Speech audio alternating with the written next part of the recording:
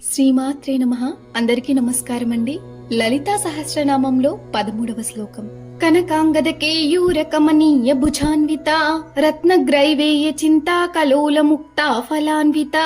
భావం: బంగారు ఆభరణాలు వంకీలతో అందమైన బాహువులు కలిగినది. రత్నముల చేత అలంకరించిన కంఠమునందు చింతాకు అనే కదులుచున్న ముత్యాలతో కూడిన ఆభరణము ధరించున్నది.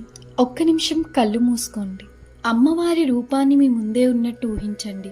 ఆమె భుజాలు బంగారు ఆభరణాలతో అలంకరించబడి ప్రకాశిస్తున్నాయి. ఆ ఆభరణాలు కేవలం అందం కోసం మాత్రమే కాదు, అవి శక్తి, వైభవాన్ని సూచిస్తున్నాయి. ఇప్పుడు ఆమె మెడను చూడండి.